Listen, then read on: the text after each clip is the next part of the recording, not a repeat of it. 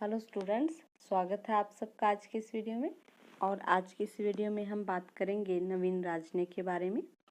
पिछले वीडियोस में हमने पुराने राजनय और पुराने राजनय से नवीन राजनय में किस प्रकार से संक्रमण हुआ इसको जानना था। आज की इस वीडियो में हम नवीन राजनय, उसकी विशेषताओं और उसके दोषों के बारे में चर्चा करेंगे।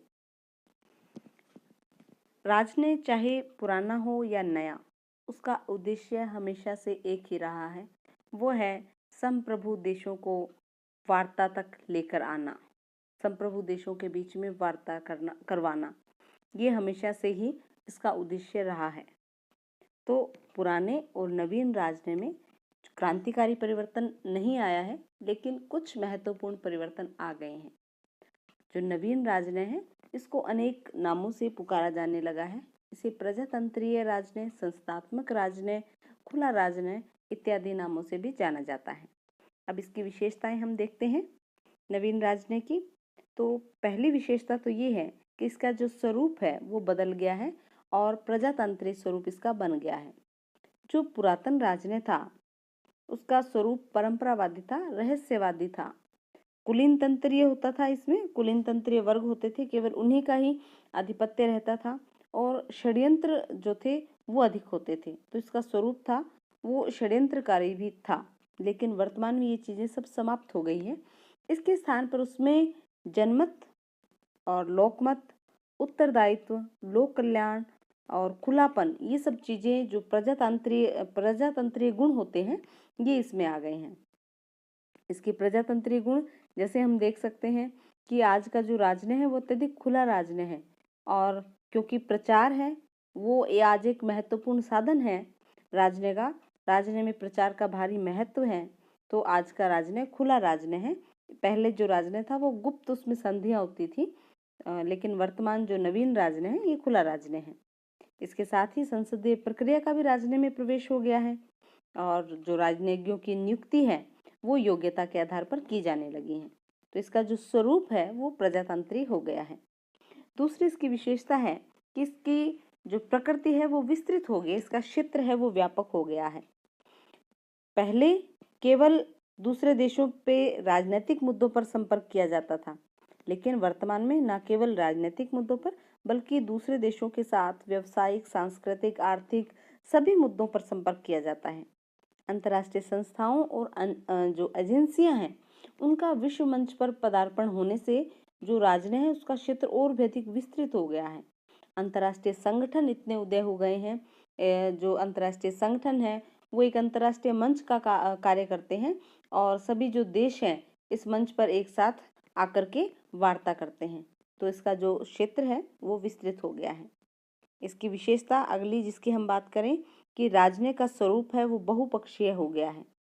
बहुपक्षीय होने का कारण है कि संचार साधनों का विकास होना और राजनय का प्रजातांत्रिक हो जाना, और प्रजातांत्रिकरण हो जाने से जो राजनय है उसका स्वरूप बहुपक्षीय हो गया है। अब जैसे उसका उदाहरण ले लें हम कि यूएनओ की महासभा या अन्य जो एजेंसियां हैं उसमें यूएनओ के सभी सदस्य हर विषय पर विचार विमर्श करते हैं, चाहे उस विषय से प्रत्यक्ष रूप से दो या कुछ ही राष्ट्र संबंधित हो। तो वर्तमान में जो नवीन राजनय है वो बहुपक्षीय राजनय है। नवीन राजनय की एक अन्य विशेषता है कि एड डिप्लोमेसी है वो बढ़ गई है। सहायता का राजनय है वो भी बढ़ गया। प्राचीन काल में भी जो सहायता दी जाती थी, एक राजा दूसरे राज्य से सद्भावना प्राप्त करने के लिए भेंट स्वरूप उनको कुछ देते थे। आज भी जो है इसका चलन है, लेकिन नवीन राजनय इसमें इसका स्वरूप बदल गया है। जैसे अमेरिका ने डॉलर डिप्लोमेसी द्वारा सेकेंड वर्ल्ड वार के बाद जो देश थे उनको अपनी ओर आकर्षित करने के लिए ऐसी सहायता दी थी। तो ये भी नवीन राजनय की एक विशेषता मानी जाती है। इसके साथ ही वर्तमान में जो किसी भी देश की घरेलू नीति और विदेश नीति है उनकी आपस में जो अंतर निर्भरता है वो बढ़ गई है। अब किसी भी देश की जो घरेलू राजनीति है उससे विदेश नीति जो है संबंधित हो गई है, जबकि प्राचीन काल में जो विदेशी मामले होते थे और आंतरिक राजनीति होती थी वो बिल्कुल अलग अलग होती थी। अब विदेश नीति की सफलता और असफलता से जो गृह देश नीति है उसको आंका जाता है, और जो प्राचीन काल में था ये बिल्कुल अलग अलग मसले होते थे। और विदेश नीति के मसले में जो जनप्रतिनिधि होते थे या गृह नीति के जो व्यक्ति होते थे वो हस्तक्षेप नहीं करते थे। इसके साथ ही राजनय का बहुपक्षीय और व्यावसायिक रूप हो गया है। वर्तमान में जो राजनय है उसको एक विशिष्ट नागरिक सेवा का रूप मिल गया है और इसमें जो व्यावसायिक व्यक्तियों की, विशेषज्ञ व्यक्तियों की नियुक्ति अब है वो की जाने लगी है।